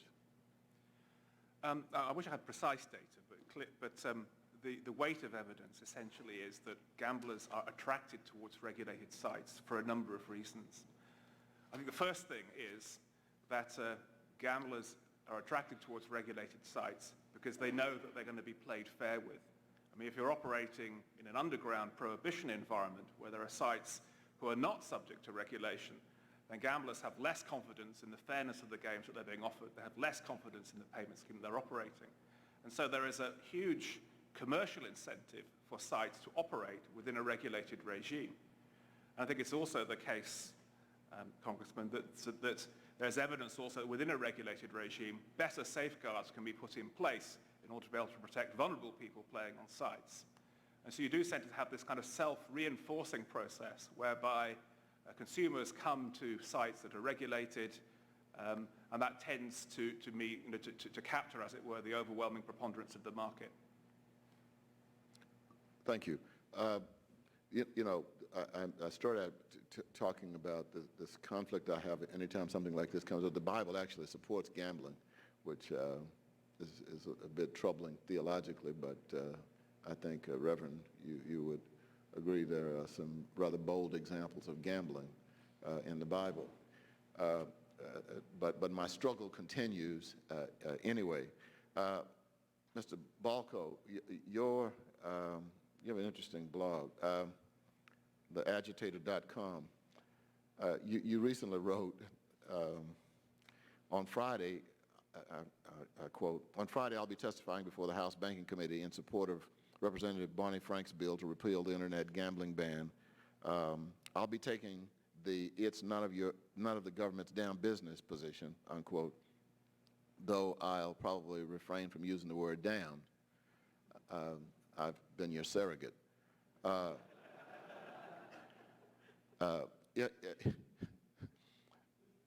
If I read this blog correctly, you understand H.R. 2046 to be a bill that will legalize many forms of currently illegal gambling and expand the U.S. market for internet gambling. Yes, okay. Yes.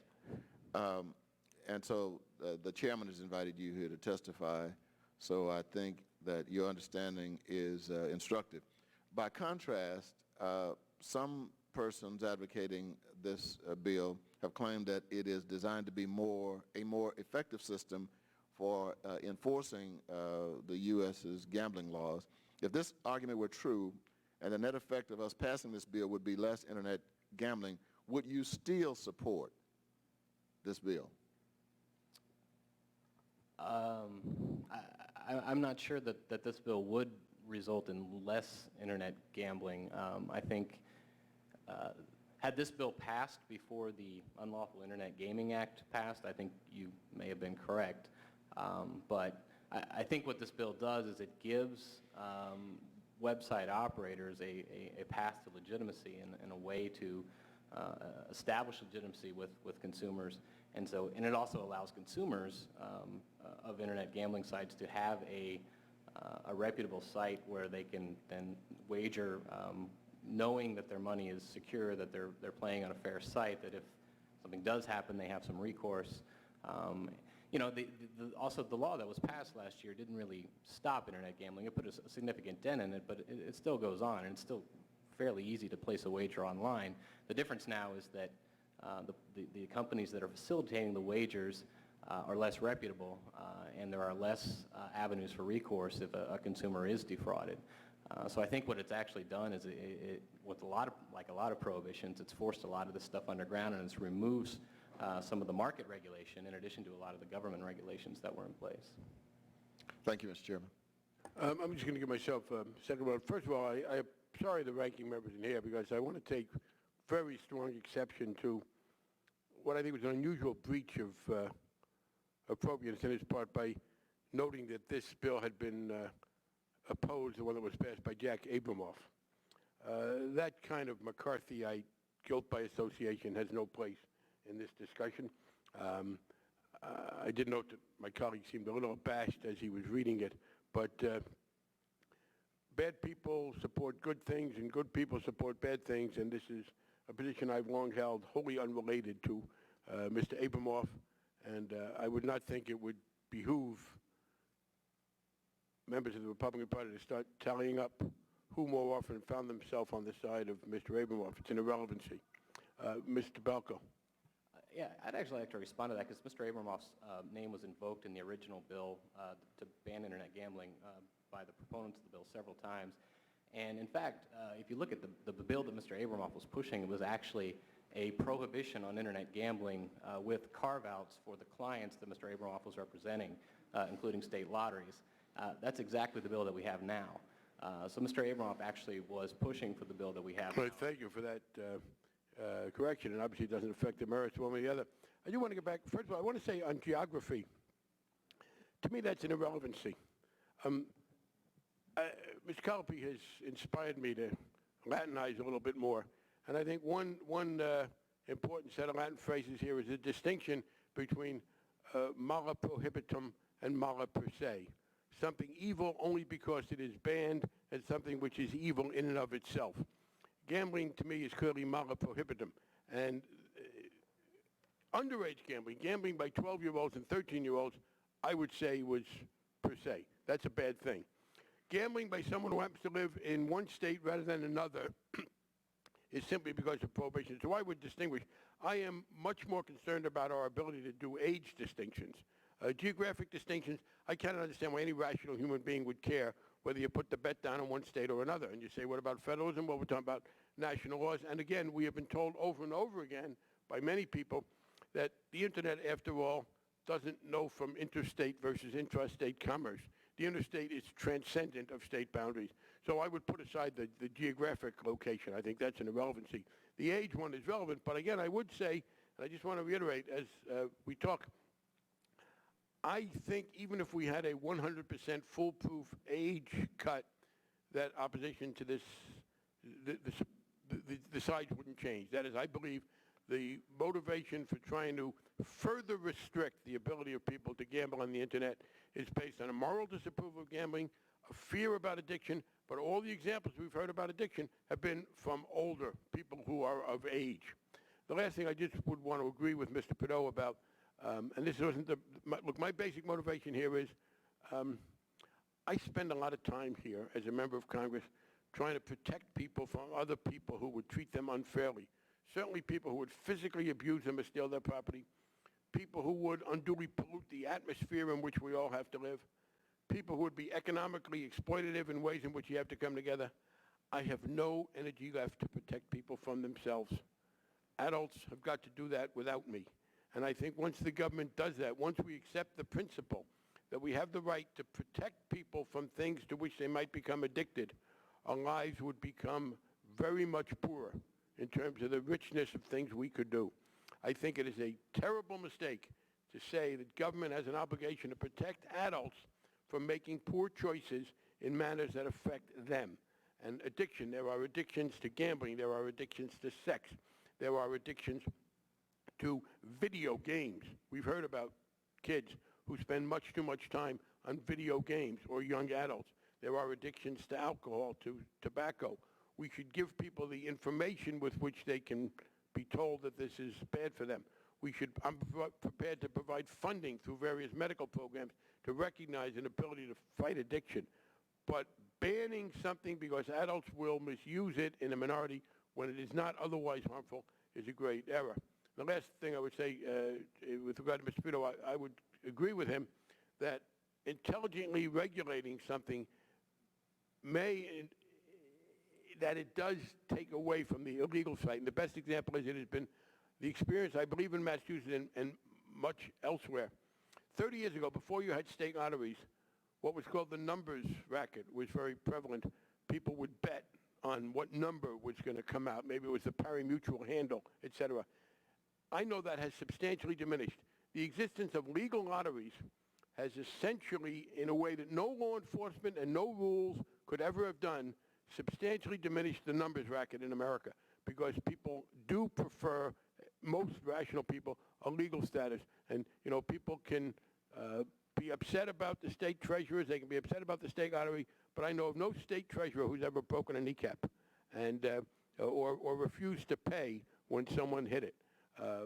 With that, I have no further questions. Is anybody in the panel? Gentleman from Ohio. Thank you very much, Mr. Chairman. Just a piece of housekeeping. The ranking members asked that I ask unanimous consent to submit a letter dated today to you and he from Focus on the Family, and ask that that be included in the record. It's a letter to me from Focus on the Family? I will treasure that. I get so few of them. I thank you.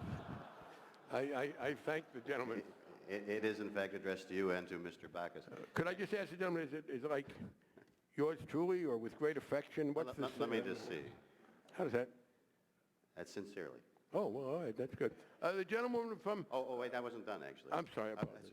If we're doing a second round, does that mean I can have 5 minutes? Or? Yes, but let me do the gentlewoman from Indiana first, and then I'll give the gentleman the second round. She came in after. Gentlewoman from Indiana. Thank you very much, Mr. Chairman and members of the committee. I come from Indianapolis, Indiana, probably the state that has more gambling casinos than any other state in the United States. I have a question in terms of consistency. The race, the Kentucky Derby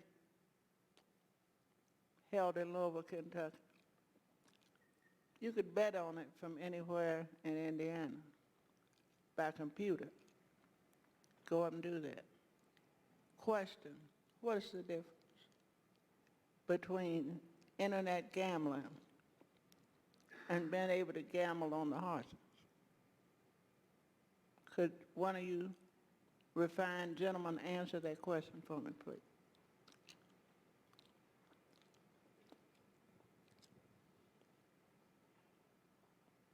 You're not going to answer? Hi, I'm not sure there is a difference. I'm not either. That's why I'm confused. I think we all are. Yeah. Madam Congresswoman, to me, following up something the chairman said to me, last November in Ohio, we had a issue on the ballot which basically would allow slot machines in Ohio. The vast majority of Ohioans said no to that. And the vast majority of Ohioans also said yes to the election of Mr. Brown to the Senate, which gives your party helps them quite a bit to have the majority in the Senate. How do you know what party I'm with? You're on that side of the room. That's because it was easier for me. Okay. I'm sorry, madam. But coming down to this issue, I think the issue of this bill is that in Ohio we said no, but West Virginia said yes. And I have friends that drive down to West Virginia. I don't think we should put roadblocks over the West Virginia border saying you can't go play slot machines in West Virginia. But the issue is, with the internet gambling, the situation has been, we do not want to see bets put across state line. I know they made the exception for horse racing, and we're not going to discuss the wisdom in that, but still, right now we're actually expanding that, so why should we have more of it? And the issue is, now it is illegal. It's been illegal since 1961, before Al Gore invented the internet, and we want to continue to keep that standing there. So that's what I'm saying is, I would love to see every individual locality continue being consistent, the federal government being consistent, and allowing the locals to decide what they want to do. And we've all said the internet gambling is illegal in all 50 states, or at least majority of them. Thank you. Thank you. I know I have heard objection to this for family, pardon me, Mr. Chairman, for family reasons, because they feel like they'll gamble off their money before they bring the paycheck home to their spouses.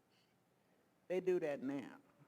I mean, it doesn't require internet gambling to make some irresponsible person not accommodate his or her responsibilities first for the family. But I'm still confused on how you can bet at a racetrack. You go up, they put your numbers in by computer, give you a receipt. And in this situation dealing with this legislation, you can do it over the internet, either by credit card or whatever kind of card you use. And I guess the bottom line, and I don't want to belabor the point, is why are we debating this? People gamble because they want to gamble. As long as it's consensual adults gambling, whether they're being responsible or not responsible. Wouldn't it be wonderful if we could legislate responsibility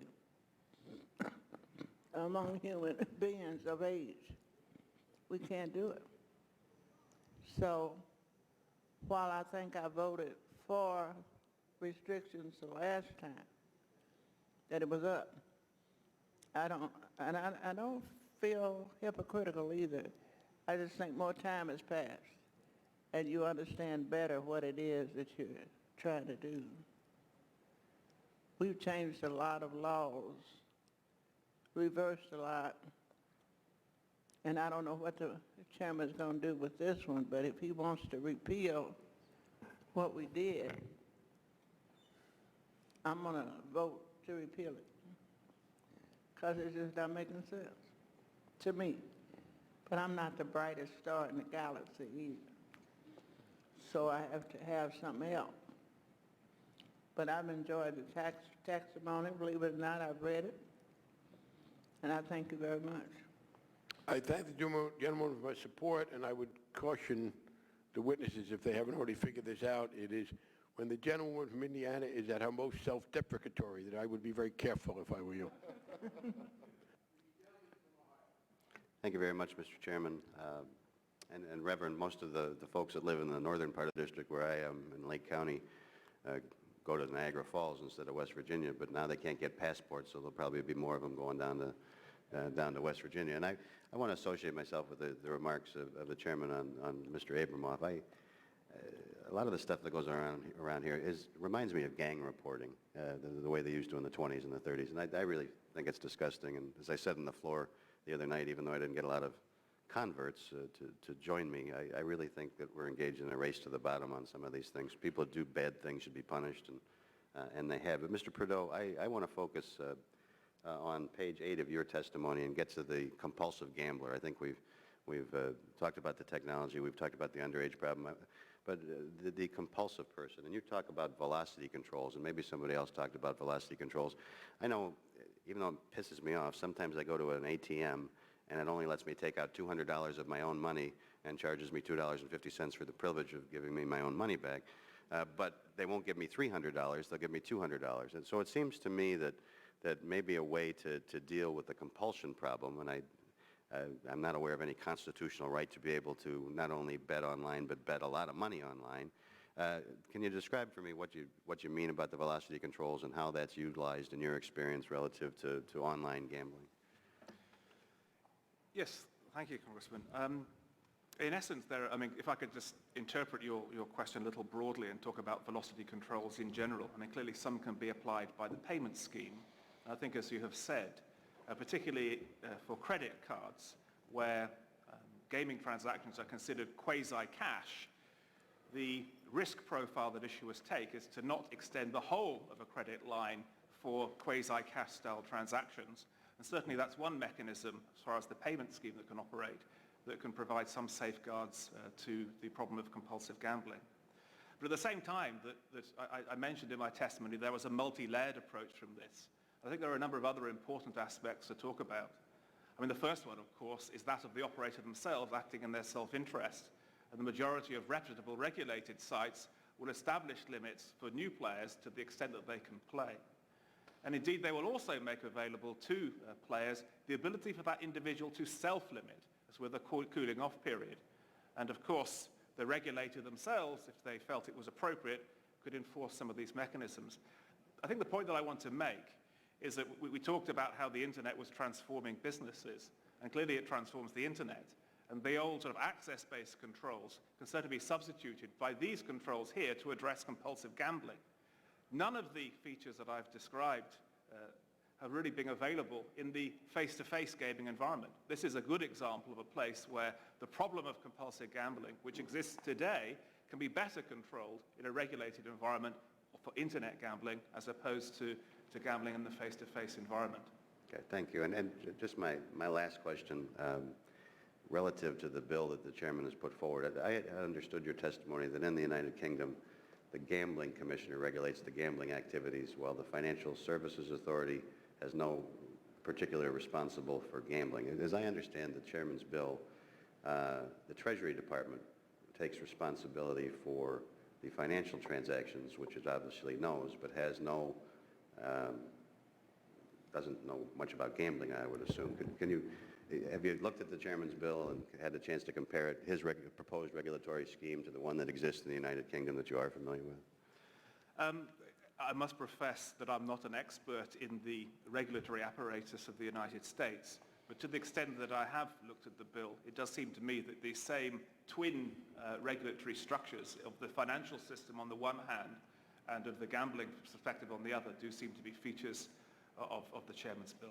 Thank you very much. Thank you, Mr. Chairman. Yeah, the gentleman, we did, because there was a concern raised when the bill was passed about money laundering, terrorism, et cetera.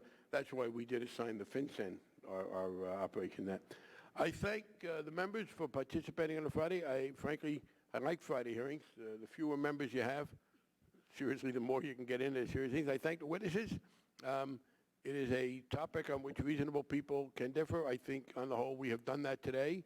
And with that, the hearing is adjourned. And before that, I am going to get a blanket unanimous consent to insert various statements to the record. I have one from our colleague, Congresswoman Berkeley, from the United Methodist Church, from the National Coalition for Problem Gaming, really basically agreeing with the point Mr. Prideaux made about how to do this. And I know on the Republican side, we also have a number of statements.